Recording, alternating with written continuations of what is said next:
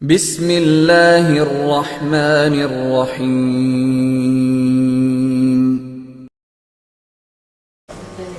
الحمد للہ نحمده ونستعینه ونستغفره ونؤمن به ونتوکل علیہ ونعوذ باللہ من شرور انفسنا ومن سیئات اعمالنا من يهده الله فلا مضل له ومن يضلل فلا هادي له ونشهد أن لا إله إلا الله وحده لا شريك له ونشهد أن سيدنا ومولانا محمدا عبده ورسوله أما بعد فأعوذ بالله من الشيطان الرجيم بسم الله الرحمن الرحيم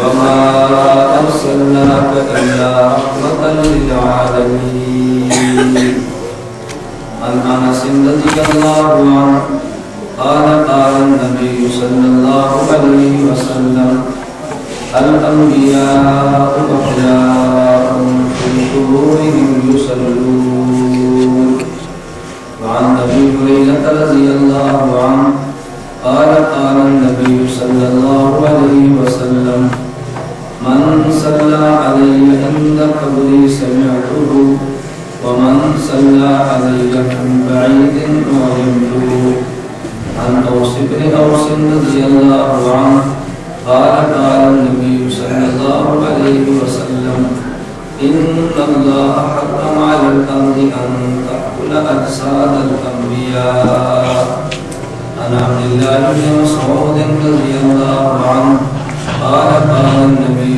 صلى الله عليه وسلم إن لله ملائكة سياحين في الأرض يبلغوني من أمة السلام اللهم صل على محمد وعلى آل محمد كما صليت على إبراهيم وعلى آل إبراهيم إنك حميد مجيد اللهم بارك على محمد وعلى آل محمد كما باركت على إبراهيم وعلى آل إبراهيم إنك حميد مجيد میرے نہایت واجب و احترام بزرگوں، مسلک اہل سنت والجماعت سے تعلق رکھنے والے یوتھ نوجوان دوستوں اور بھائیوں، آپ نے سیرت رحمت دو عالم صلی اللہ علیہ وسلم کے عنوان پر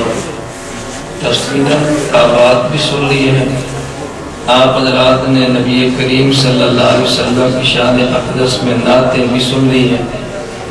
وقت بھی کافی گزر چکا ہے، آپ حضرات کو بھی گھر جانے کی فکر ہے اور مجھے آپ سے زیادہ اپنے سفر کو جاری رکھنے کی فکر ہے۔ میں مناسب نہیں سمجھتا کہ نہایت طوالت کے ساتھ گفتگو کروں۔ میں نہایت اختصار کے ساتھ 15-20 منٹ گفتگو کروں گا۔ اللہ رب العزت مجھے حق اور سچ کہنے کی توفیق عطا فرمائے۔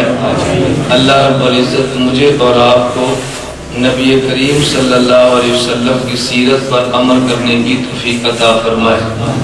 جس پیغمبر خاتم الانبیاء محمد عربی صلی اللہ علیہ وسلم کی آپ نے سیرت سنی ہے، اس پیغمبر کی ایک سیرت تو یہ ہے کہ آدمی رسول اکرم صلی اللہ علیہ وسلم کی زندگی کے مختلف گوشے، پیغمبر کی زندگی کے مختلف واقعات، پیغمبر کی زندگی میں پیدا ہونے والے مختلف حالات کا تذکرہ کرے۔ یہ تقریباً ہر مسلک کا خطیب کرتا ہے، یہ کوئی انہونی اور انوکھی بات نہیں ہے۔ اور ایک یہ ہے کہ پیغمبر صلی اللہ علیہ وسلم دنیا میں جو تشریف لائے تھے اور جو چیز پیغمبر لے کر آئے تھے، وہ چیز پیغمبر کی سیرت سے نکال کر اہل سنت والجماعت کے سنی نوجوان کے سامنے پیش کر دی جائے۔ اصل پیغمبر کی سیرت یہ ہے، نبی کریم صلی اللہ علیہ وسلم نے دو چیزیں امت کو خصوصیت کے ساتھ عطا کی ہیں۔ ایک چیز کا تعلق آدمی کے جسم کے ساتھ ہے، اور ایک چیز کا تعلق جسم میں موجود انسان کے دل کے ساتھ ہے۔ جس کا تعلق انسان کے بدن کے ساتھ ہے اس کو عمل کہتے ہیں، اور جس کا تعلق انسان کے بدن میں موجود دل کے ساتھ ہے اس کو عقیدہ کہتے ہیں۔ لیکن جو عمل اور عقیدہ میں فرق ہے بالکل یہی آپ کے دل اور جسم میں فرق ہے۔ وہ یوں آپ حضرات اگر توجہ فرمائیں تو میں مثال دے کر بات سمجھاتا ہوں کہ دنیا کا اصول یہ ہے جو چیز جتنی قیمتی ہو اس کے رکھنے کا محل اتنا ہی زیادہ محفوظ ہوتا ہے۔ اگر آپ کی جیب میں 2-4 ہزار روپیہ ہیں، آپ اوپر کی جیب میں رکھیں گے۔ اگر کچھ رقم مزید زیادہ ہو تو آپ شلوار کی جیب میں رکھ کے اوپر سے زپ بند کر دیں گے۔ لیکن اگر دولت مزید موجود ہو آپ شلوار کی جیب میں رکھنے کی بجائے اس کو گھر میں رکھیں گے۔ مزید قیمتی سامان موجود ہو تو بینک سے لا کر کرائے پر لے کے اس میں رکھیں گے۔ جتنی چیز زیادہ قیمتی ہو اس کے رکھنے کا محل اتنا ہی محفوظ ہے۔ میرا اور آپ کا بدن بھی ہے، میرے اور آپ کے بدن میں دل بھی ہے۔ اللہ نے عمل کو بدن پہ رکھا ہے، اللہ نے عقیدے کو دل پہ رکھا ہے، کیونکہ دل بنسبت بدن کے زیادہ محفوظ ہے۔ تو جتنی چیز قیمتی ہو اس کا محل اتنا محفوظ ہوا کرتا ہے۔ دوسری آپ مثال سے بات یوں سمجھیں کہ دل اور جسم میں ایک فرق ہے۔ وہ فرق یہ اگر جسم کا ہاتھ کٹ جائے انسان زندہ رہتا ہے، اگر ٹانگ کٹ جائے انسان زندہ رہتا ہے، اگر آنکھ اور ناک کٹ جائیں آدمی زندہ رہتا ہے۔ لیکن اگر جسم کے اگر دل کے کچھ حصے کٹ جائے انسان زندہ نہیں رہتا۔ بالکل اسی طرح اگر انسان کچھ اعمال شریعت کے نہ کرے انسان مومن رہتا ہے، لیکن عقائد میں سے بعض عقیدے چھوڑ دے انسان مومن نہیں بے ایمان بن جاتا ہے۔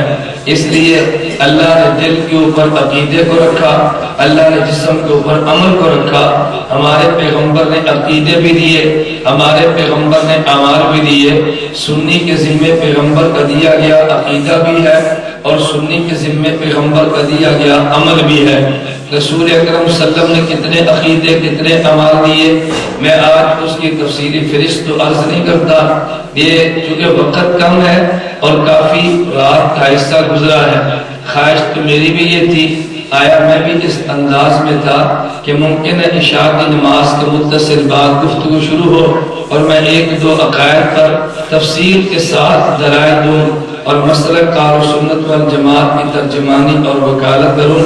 لیکن قلت وقت کے پیش نظر میں مختصر سی بات کہتا ہوں۔ عقیدہ ایک وہ جو اللہ کی ذات کے بارے میں، عقیدہ ایک وہ جو پیغمبر کی ذات کے بارے میں، عقیدہ وہ جو موت اور ما بعد الموت کے بارے میں۔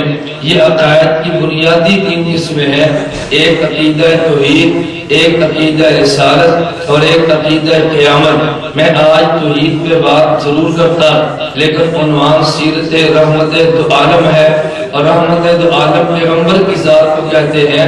میں قیامت کا تذکرہ ضرور کرتا لیکن آج عنوان رحمت دو عالم کی سیرت ہے۔ میں نبوت کی ذات کے حوالے سے بڑی مختصر سی گفتگو کرتا ہوں۔ ہمارا پیغمبر کے بارے میں عقیدہ کیا ہونا چاہیے؟ نمبر 1، اللہ نے نبی کو مٹی سے بنایا، یہ ہمارا عقیدہ ہے۔ اللہ نے پیغمبر کو جسم عطا فرمایا، ہمارا عقیدہ ہے۔ اللہ نے پیغمبر کے جسم میں روح پیدا کی، ہمارا عقیدہ ہے۔ اللہ نے پیغمبر کو نور سے نہیں بلکہ اللہ نے پیغمبر کو بشر اور انسان پیدا کیا، یہ ہمارا عقیدہ ہے۔ لوگ کبھی یہ سمجھتے ہیں اگر ہم نے پیغمبر کو نور مانا پیغمبر کی عظمت زیادہ ہوگی، اگر پیغمبر کی ذات کو بشر مانا تو شاید پیغمبر کی عظمت کم ہوگی۔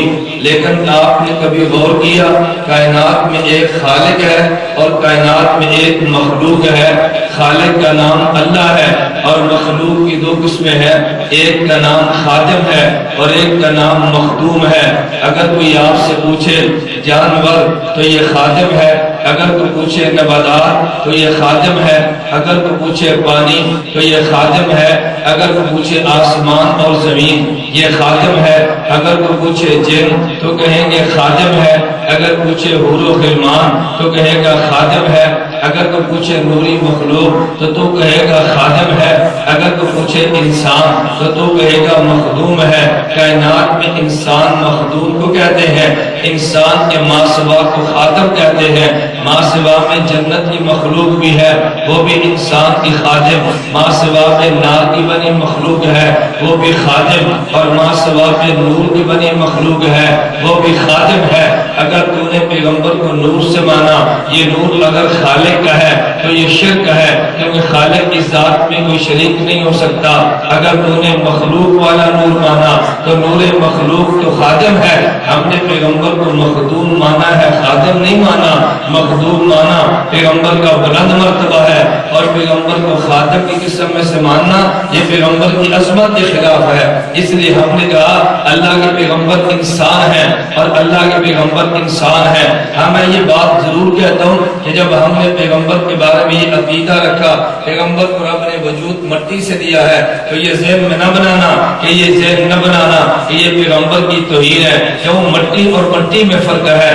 اللہ نے ایک مٹی مجھے اور تجھے دی ہے، اللہ نے ایک مٹی آدم سے لے کر عیسیٰ کو دی ہے، ایک مٹی اللہ نے خاتم الانبیاء کو دی ہے۔ تیری اور میری مٹی یہ زمین والی ہے، آدم سے لے کر عیسیٰ کی مٹی یہ جنت والی ہے، اور خاتم الانبیاء کی مٹی یہ جنت الفردوس والی ہے۔ جو اس مٹی اور جنت میں فرق ہے وہ امت اور نبی میں فرق ہے، جو جنت اور جنت الفردوس میں فرق ہے وہ نبی اور رحمت دو عالم میں فرق ہے۔ اس لیے ہمارا عقیدہ اللہ نے پیغمبر کو جنت والی مٹی سے وجود عطا فرمایا ہے۔ نمبر 2، پیغمبر کے بارے میں عقیدہ یہ ہونا چاہیے اگر پیغمبر نے ایک سجدہ کیا، کائنات کے سارے سجدے یہ پیغمبر کے سجدے کا مقابلہ نہیں کر سکتے۔ اگر پیغمبر نے ایک بار رکوع کیا، کائنات کے کروڑوں رکوع یہ پیغمبر کے رکوع کا مقابلہ نہیں کر سکتے۔ تیرے ذہن میں آئے گا وجہ، میں نے کہا وجہ یہ ہے اللہ کے پیغمبر کے بعد جبریل آئے اور جبریل نے سوال کیا یا رسول اللہ مل احسان ہو، پیغمبر احسان کیا ہے؟ نبوت نے جواب یہ دیا ان تعبد اللہ کأنک تراہ فإن لم تکن تراہ فإنہ یراک، تو اللہ کی عبادت یوں کرے گویا تو اللہ کو دیکھتا ہے۔ اگر یہ کیفیت پیدا نہ ہو پھر عبادت یوں کر گویا اللہ تجھے دیکھتا ہے۔ ایک عبادت پیغمبر کی اور ایک عبادت امت کی ہے۔ نبی عبادت کرتا ہے عالم مشاہدہ میں اور امت عبادت کرتی ہے عالم غیبوبت میں۔ عالم غیبوبت کی عبادت ادنا ہے، عالم شہادت کی ادنا عبادت اعلیٰ ہے، کیونکہ پیغمبر عالم مشاہدہ میں ڈوب کے عبادت کرتا ہے۔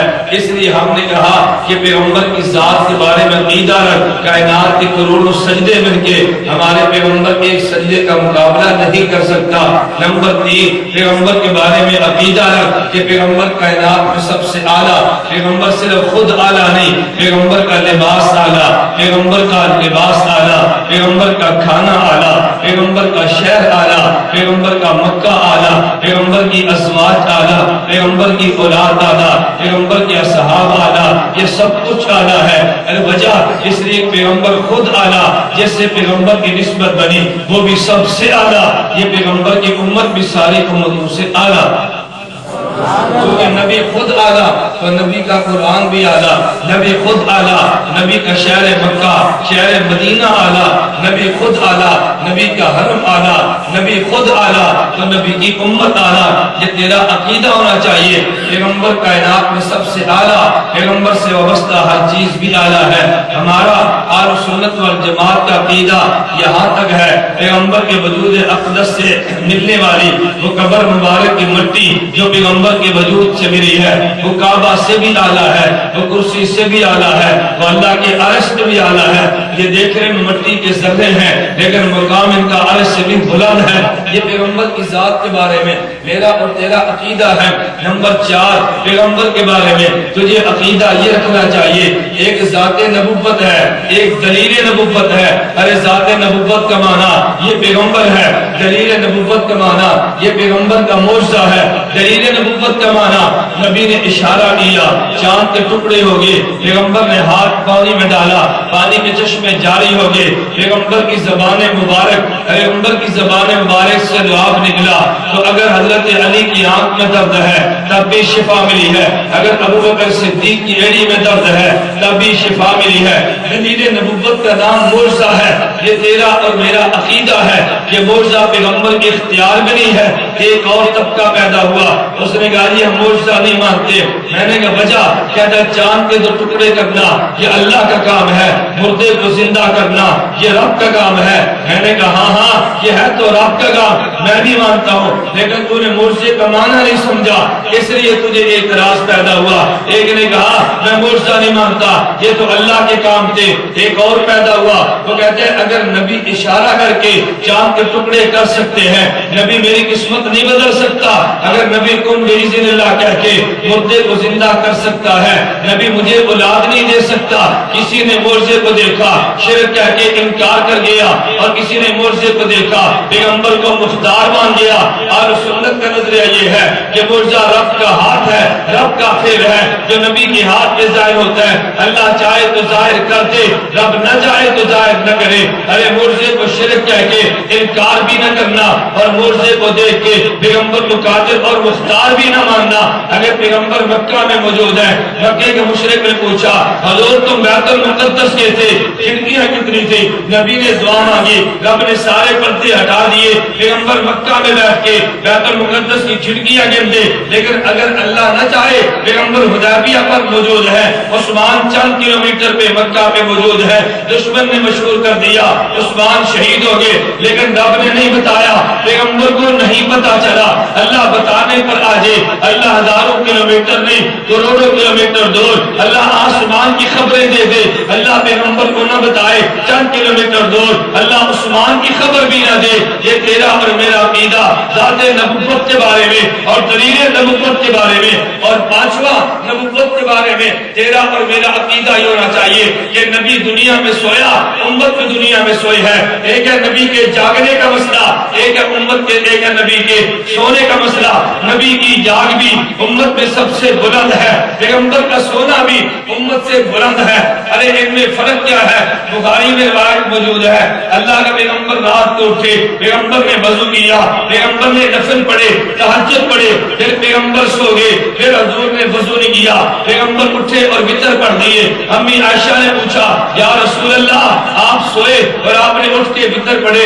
پیغمبر آپ نے وضو کیوں نہیں کیا اللہ کے پیغمبر نے جواب دیا عائشہ اینایتنا مانے بلا ینام قلبی ارے جب نبی سو جائے تو نبی کی آنکھ سوتی ہے نبی کا دل نہیں سوتا پیغمبر کی نیند یہ ہے پیغمبر سو جائے پیغمبر کی آنکھ سو جائے گی پیغمبر کا دل جاگتا ہے اور اگر امتی سو جائے تو امتی کی آنکھ بھی سو جاتی ہے امتی کا دل بھی سوتا ہے نبی کی نیند الگ ہے امت کی نیند الگ ہے تو بالکل اسی طرح ارے نیند اور موت جو بہنوں کا نام ہے پیغمبر کی موت الگ ہے اور امت کی موت الگ ہے اگر نبی سویا آنکھ پہ نیند آئی ہے پیغمبر کے دل پہ نہیں آئی اگر امتی سویا آنکھ پہ بھی نیند آ گئی اور دل پہ بھی نیند آ گئی اور اگر پیغمبر پہ موت آئی ہے پیغمبر کے ظاہر پہ آئی ہے پیغمبر کے دل پہ نہیں آئی یہ قاسم نانوتوی جو بند کے بانی کا عقیدہ لیکن اگر امتی پہ موت آئی ہے ارے آنکھ پر بھی آئی ہے لیکن پیغمبر کے دل پر امت کی آنکھ پر بھی آئی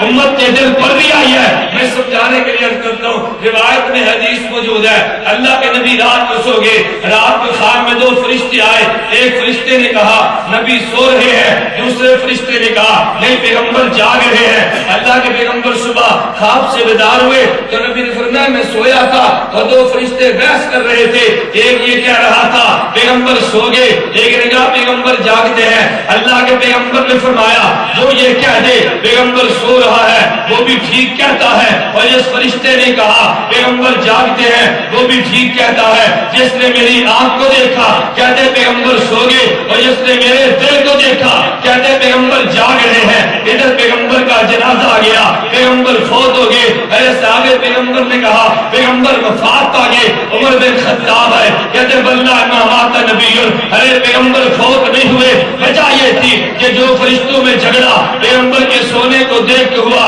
یہی دو صحابہ میں جھگڑا پیغمبر کی موت کو دیکھ کر ہوا۔ جس صحابی کی نگاہ پیغمبر کی آنکھ پر ہے وہ کہتے ہیں پیغمبر وفات پا گئے، اور عمر بن خطاب کی نگاہ پیغمبر کے دل پر ہے کہ یہ پیغمبر زندہ ہے۔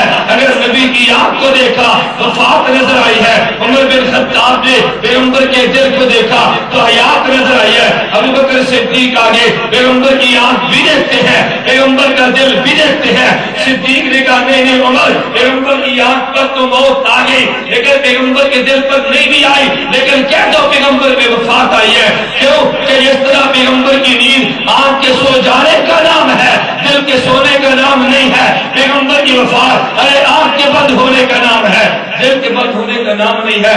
عمر اسی کو پیغمبر کی وفات کہتے ہیں۔ نعرہ تکبیر، نعرہ رسالت، عقیدہ حیات النبی، خلافت راشدہ۔ اسی کو پیغمبر کی وفات کہتے ہیں۔ پیغمبر پر وفات بھی آئی ہے، ارے امت پر وفات بھی ہوئی ہے، لیکن امتی قبر میں گیا ہے، نبی بھی قبر میں گئے ہیں، دونوں میں فرق کیا ہے؟ تجھے فرق کرنا چاہیے۔ اگر دلائل پہ تیری نگاہ ہے، اگر دلائل سے تیری عقل خالی ہے تو پھر تو فرق نہ کرے تو مجھے کوئی گیا نہیں ہے، لیکن تجھے فرق تو کرنا چاہیے نا۔ اگر امتی قبر میں گیا ہے، روایات موجود ہیں، فرشتے نے آ کر پوچھا ماں ربک، تیرا رب کون ہے؟ ماں نبیک، تیرا نبی کون ہے؟ ماں دینک، تیرا دین کیا ہے؟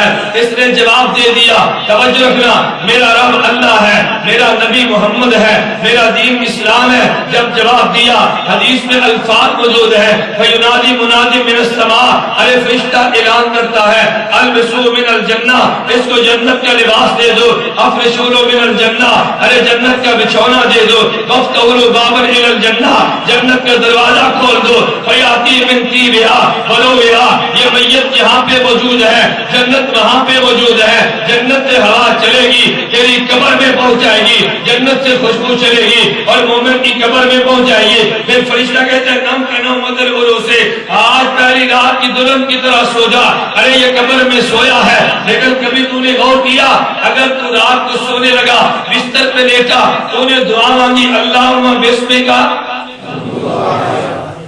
مرن لگے کہ سون لگے؟ جی موت دا مانا مرنا کہ سونا؟ اب بولتے نہیں تو میری پنجابی نہیں سمجھ آتی، تسی کہڑا گناہ چ آئے ہو، تسی بھی اتھی جمے ہو۔ اللہم بسمک، موت دا مانا مرنا کہ سونا؟ تسی مرن لگے ہو۔ اب اگر کوئی آدمی اعلان کرے بھی بیان جلدی ختم ہوگا تم گھر جا کے مار جاؤ، تسی کہنا مولوی صاحب خدا دا نام دعا تے نہ دے، اللہ خیر کرے، ایسی گل تے نہ کر۔ سونے لگے یا مرنے لگے؟ بلند آواز سے بولنا۔ تو آ گیا بڑی اللہم بسمک، موت دا مانا مرنا کہ سونا؟ صبح اٹھے الحمدللہ الذی احیانا بعدما اماتنا یا بعدما ایقظنا بعدما انامنا۔ اب توجہ رکھنا، جب رات کو سونے لگے کہ اللہم بسمک اموت و احیا، اللہ میں تیرا نام لے کر سوتا ہوں، میں تیرا نام لے کر اٹھوں گا۔ صبح اٹھا تو اللہ کا شکر ادا کیا، الحمدللہ الذی احیانا بعد ما اماتنا، اللہ تیرا شکر ہے تو نے رات کو مجھے نیند دی ہے، اللہ تو نے مجھے صبح بیدار کر دیا۔ توجہ رکھنا، میں تمہیں ایک بات سمجھانا چاہتا ہوں، جب تم نے اللہم بسمک اموت و احیا کہا معلوم ہوا کہ نیند کو موت کہتے ہیں۔ نیند کو موت اور یہ نہ نیند کو موت۔ قبر میں سوالوں کا جواب دیا، فرشتہ کہتا ہے نم سو جا، نم سو جا۔ سونے کو موت کہتے ہیں یا نہیں؟ بولیے نا، وہ کہتے ہیں نا۔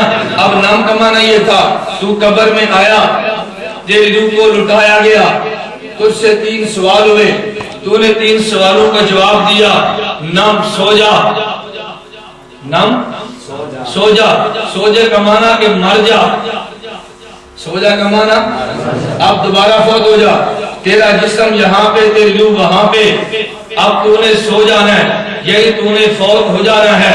یہ میرا نظریہ نہیں ہے، کوئی شخص اس کا انکار نہیں کر سکتا۔ علامہ ابن حجر اسقلانی نے فتح الباری میں لکھا ہے، علامہ عینی نے عمدۃ القاری میں لکھا ہے، حضرت شیخ زکریا نے الکنز المتواری میں لکھا ہے، مذہب اہل السنت والجماعہ، مذہب اہل السنت والجماعہ ان للمیت فی القبر موتا و حیاتا۔ ارے اہل السنت والجماعت کا عقیدہ یہ ہے کہ قبر میں پہلے حیات ملتی ہے، سوال و جواب کے بعد پھر موت ملتی ہے، قبر میں حیات بھی ملی ہے، پھر قبر میں موت بھی ملی ہے۔ کہتے ہیں غیر الانبیاء، مگر نبی کا معاملہ الگ ہے۔ جب نبی قبر میں گیا، فرشتہ نے پوچھا ما ربک، کرے فرشتہ نے پوچھا من نبیک، فرشتہ نے پوچھا ما دینک۔ یہ سوال نبی سے نہیں امت سے ہے، امت نے سوال کے جواب دے دیے، امت کو سلا دیا گیا، لیکن پیغمبر سے یہ سوال نہیں ہوتے۔ جب نبی کی روح کو لٹا کے نبی کو قبر میں زندہ، نبی کی روح کو لٹا دیا گیا، پیغمبر کو قبر میں حیات مل گئی ہے، اب پیغمبر ہمیشہ زندہ۔ یہ قبر میں سونے والوں، توجہ رکھنا، عام امتی قبر میں تھا، یہ سو گیا، اور سونے والے کو زندہ کہتے ہیں۔ پیغمبر سوتا نہیں ہے بلکہ پیغمبر جاگتا ہے۔ آج تم تھوڑی دیر کے بعد سو گے، تم سونے کے بعد صبح اٹھو تو تم نے اٹھ کر کبھی یہ بھی کہنا ہے حضرت جی میں رات کو ستا سا میں خواب دیکھی۔ ہاں بھائی کیڑی تو خواب دیکھی؟ کہا جی میں رات خواب دیکھا ہے کہ میں ستا تے انا ورسا، لیکن سویرے میں عمرہ کیتا ہے، میں رات مکے گیا۔ حضرت پوچھ سکتے ہیں نا، ارے تو انا میں سویا ہوا تھا، تو عمرے کے لیے کیسے چلا گیا؟ وہ فوراً کہیں گے نہیں تیرا جسم انا میں اور تیری روح مکہ میں گئی ہے عمرے کے لیے۔ کبھی تم نے بھی خواب دیکھی یا نہیں دیکھی؟ اگر تم یہاں سوئے ہو میرپور میں اور تمہارے رشتہ دار لندن میں ہیں، کہتے رات میں اپنے چاچے کو لندن مل کے آیا، ارے تو یہاں پر تھا، لندن گیا کون ہے؟ جو گیا خود نہیں ہے بلکہ تیری روح گئی ہے۔ معلوم ہوا جب آدمی سو جائے تو جسم کہاں اور روح کہاں، جسم کہاں اور روح، یہ قبر میں سویا ہوا، جسم یہاں اور روح وہاں۔ کیوں؟ یہ سویا ہوا جو تھا، لیکن پیغمبر سویا نہیں، پیغمبر جاگ رہے ہیں۔ تم یہاں جاگ رہے ہو یا سو رہے ہو؟ روح تھوڑی کتنے جی سو گے تو پھر روح ٹور پہ سیر کر جائے، پھر روح کتنے جانا؟ کہی تمہیں خواب آئی ہے یا نہیں آئی؟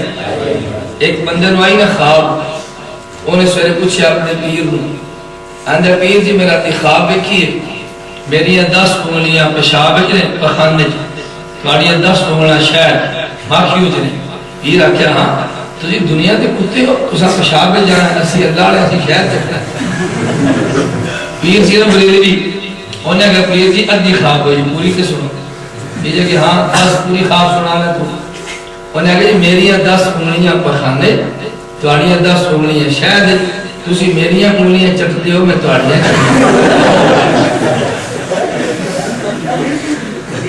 تو میری انگلیاں چاٹ دے اور میں تمہاری بات ٹھیک ہے۔ کیوں؟ پیر پوچھا کیوں آیا؟ انہوں نے کہا جی اللہ کا کر۔ پیر پوچھتا لیاندہ کیا؟ اب مرید کی نگاہ اللہ اللہ پہ اور پیر کی نگاہ جیب پہ، تو جب جیب پہ نگاہ ہوگی تو پخانے پر ہوگی نا، تو جس کی اللہ اللہ پہ نگاہ ہو تو شاید پر ہوگی نا۔ گالتے مرید دی ٹھیک ہے نا، گال تو اس نے غلط نہیں کی تھی۔ تو سا کدی خواب نہیں دیکھی، بول دے نہیں خواب کدی نہیں دیکھتے، بعض لوگ خوابیں دیکھتے ہیں بعض خوابیں کرتے ہیں۔ سارے کو تو لوگ خوابہ پوچھتے ہیں نمائی کی خواب دی طبیب دسو، بعض خوابیں دیکھتے ہیں اور بعض خوابیں بناتے ہیں۔ ہمارے پنجاب میں کیا خوابوں کا شہزادہ بڑی خوابہ گھڑی اس بات وقت نے پر کام نہیں چلے، پتہ نہیں کون پتہ ہے کہ نہیں پتہ ہے؟ خیر قادری بڑی خوابہ بنائی پر کام بڑھیا نہیں۔ خوابہ بنانا سے کوئی دماغ چاہیے۔ 3 آدمی چلے، ایک یہودی ایک عیسائی ایک مسلمان سفر کر رہے تھے۔ شام کا وقت تھا، تھک کر رکے، ایک آدمی نے ایک پلیٹ کھیر کی دی ہوئی 3 آدمی مسافر ہے کھا لے۔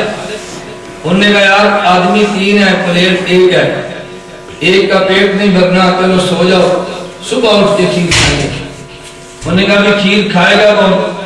انہوں نے کہا رات خواب دیکھو جس کی خواب اچھی وہ اکیلا کھیر کھا لے۔ صبح اٹھے کہ خوابہ سنانی شروع کی دیا۔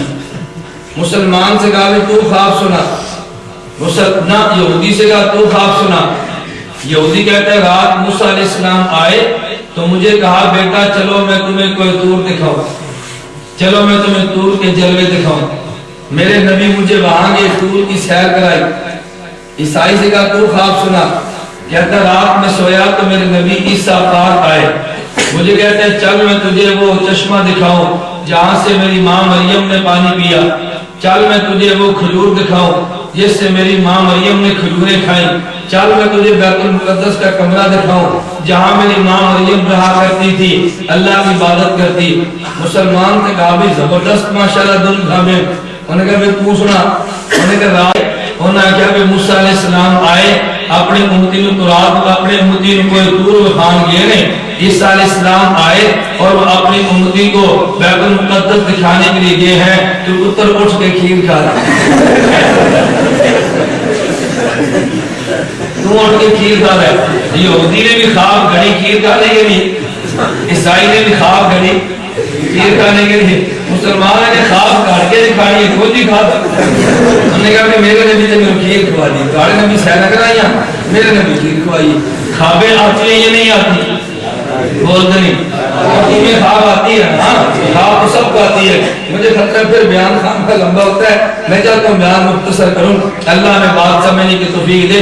پھر آپ نے کبھی توفیق دی تو انشاءاللہ میں دلائل حیات میں دوں گا بڑی تفصیل سے. میں یہ کہہ رہا تھا یہ خواب قبر میں سویا ہوا, یہ قبر میں توجہ رکھنا, جب یہ قبر میں سویا ہے تو سونے والے کا جسم کہاں اور روح کہاں. لیکن پیغمبر قبر میں زندہ ہے, جہاں پہ جسم ہوگا وہیں پہ روح ہوگی نا.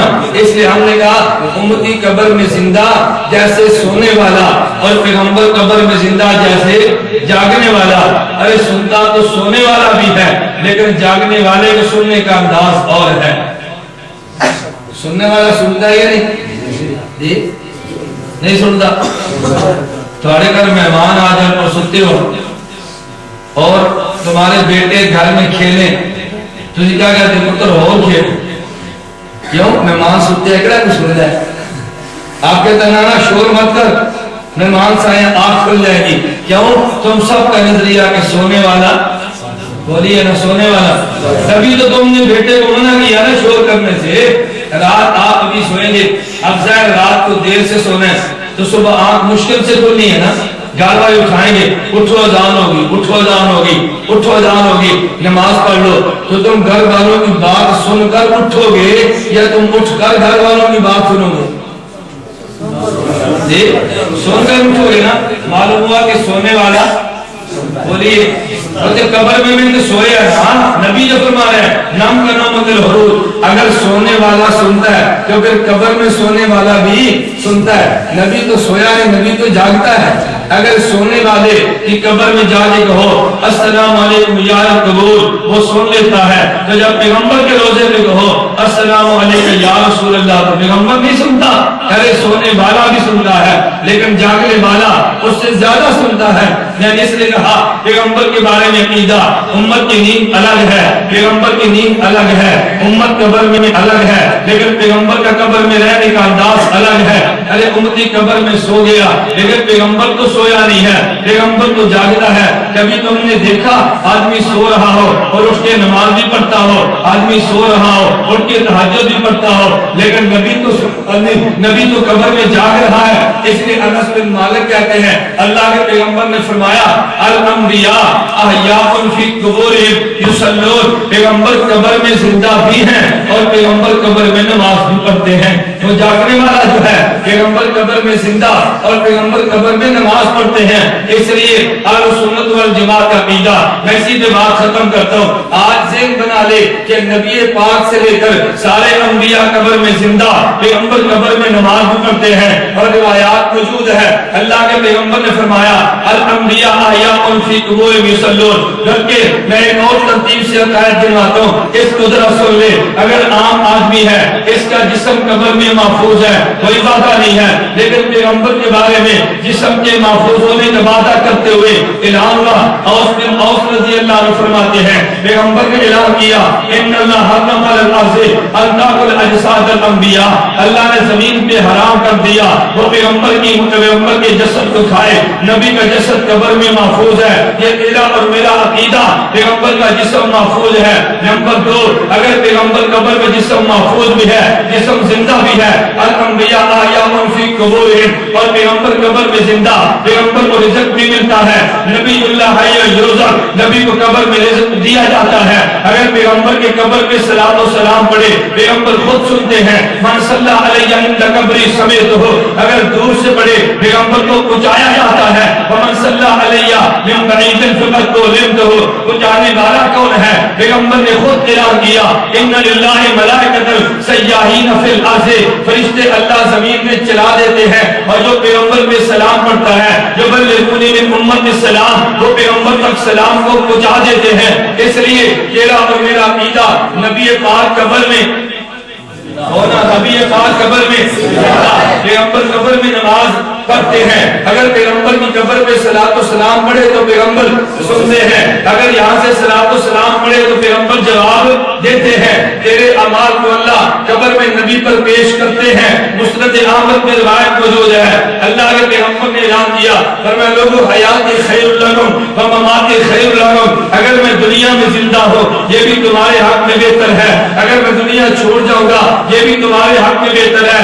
اللہ نبی آپ دنیا چھوڑ دے تب بھی بہتر ہے، فرمایا تعرض علی اعمالکم، تمہارے اعمال مجھ پہ پیش کیے جائیں گے، وما کان من حسن حمدت اللہ علیہ، اگر تمہارا نیک عمل میرے پاس آیا میں اللہ کا شکر ادا کروں گا، اللہ میری امت نے نیک عمل کیا ہے، وما کان من سیئ، اور جو عمل تمہارا برا ہوا استغفرت اللہ لکم، میں رب سے تمہارے لیے معافی مانگوں گا، اللہ میری امت کے جرم کو معاف کر دے۔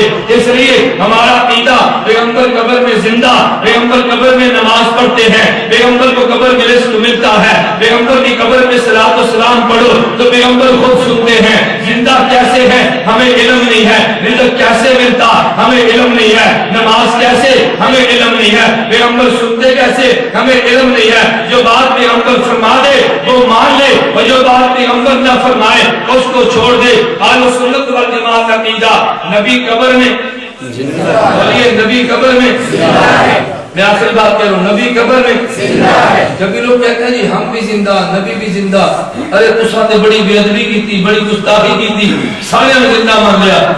اللہ کے نبی مکہ میں زندہ، ابو جہل بھی زندہ تھے نا، مگر زندگی میں فرق نہیں ہے۔ اللہ کے نبی چلتے ہیں آسمان سے رحمت برستی ہے، ابو جہل چلتا ہے آسمان سے لعنت اترتی ہے، یہ دونوں زندہ۔